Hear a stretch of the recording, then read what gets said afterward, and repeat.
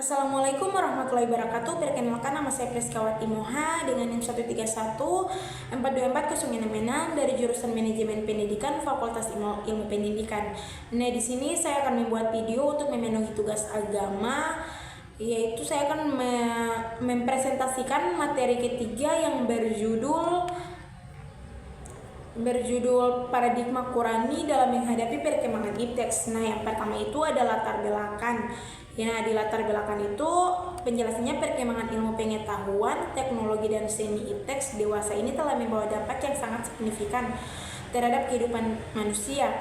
Kemajuan ipteks telah meningkatkan kualitas hidup, memperluas akses informasi, dan memfasilitasi komunikasi. Namun, di balik kemajuan tersebut juga muncul berbagai tantangan dan konsekuensi yang harus dihadapi. Dalam konteks ini, paradigma Qurani dapat menjadi acuan yang sangat penting dalam menghadapi perkembangan ipteks. Al-Quran sebagai sumber ajaran Islam mengandung nilai-nilai dan prinsip-prinsip yang dapat dijadikan sebagai landasan dan mengembangkan ipteks yang berbasis pada nilai-nilai keadilan, kebenaran, dan kebaikan. Nah, selanjutnya itu ada rumusan masalah. Yang pertama itu, apa tantangan ilmu-ilmu Islam dalam menghadapi perkembangan ilmu pengetahuan modern. Yang kedua itu, bagaimana pandangan filosofi tentang perkembangan ipteks sebagai landasan pendidikan Islam. Dan yang terakhir itu, bagaimana eksistensi pendidikan Islam dalam menghadapi perkembangan ipteks. Nah, langsung saja pada pembahasan. Yang pertama itu, bagaimana tantangan ilmu-ilmu Islam terhadap perkembangan ilmu pengetahuan modern. Yang pertama itu ada ambivalensi teknologi. Teknologi bagaimanapun bentuknya akan selalu bersifat ambivalen, yaitu ada untung ruginya. Dalam bahasa fikihnya disebut manfaat dan mudarat bagi manusia dan alam lingkungannya.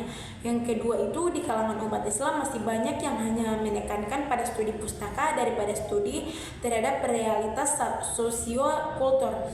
Yang ketiga itu, belum ada paradigma yang jelas tentang posisi nilai normatif, eksistensi, dan struktur keilmuan. Yang selanjutnya itu ada pembahasan pandangan filosofi tentang perkembangan ipteks sebagai landasan pendidikan. Yang pertama itu ada filsafat sebagai sarana pengujian penalaran ilmiah sehingga orang menjadi kritis terhadap kegiatan ilmiah. Yang kedua itu, filsafat ilmu merupakan usaha merefleksi, menguji, mengkritik asumsi dari metode keilmuan. Dan yang ketiga itu, filsafat ilmu memberikan pendasaran logis terhadap metode keilmuan. Nah, di penjelasan terakhir itu ada eksistensi pendidikan Islam dalam menghadapi perkembangan ipteks. Yang pertama itu ada motivasi kreativitas anak didik di arah perkembangan ipteks itu sendiri, di mana nilai-nilai Islam menjadi sumber acuan. Yang kedua itu mendidik keterampilan memanfaatkan produk ipteks. Yang ketiga itu menciptakan jalinnya yang kuat antara agama dan ipteks dan hubungan yang akrab dengan para ilmuwan yang memegang otoritas ipteks dalam kehidupan masing-masing. Yang keempat itu ada memahami sikap dan wawasan yang luas terhadap masa depan umat manusia melalui kemampuan mengintegrasi ajaran agama. Nah, selanjutnya ada kesimpulan. Dalam menghadapi perkembangan ilmu pengetahuan, teknologi, seni, ipteks, Islam memiliki paradigma tersendiri yang didasarkan pada Al-Quran dan ajaran agama.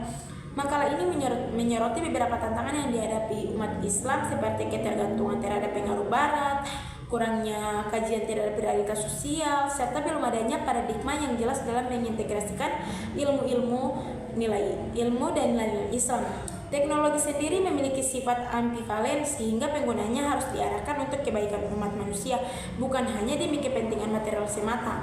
Secara keseluruhan, makalah ini menegaskan bahwa integrasi antara imam, Islam, dan Islam adalah kunci utama dalam menghadapi perkembangan ipteks. Dengan pendekatan yang tepat, umat Islam dapat memanfaatkan kemajuan ilmu pengetahuan tanpa kehilangan identitas keagamannya.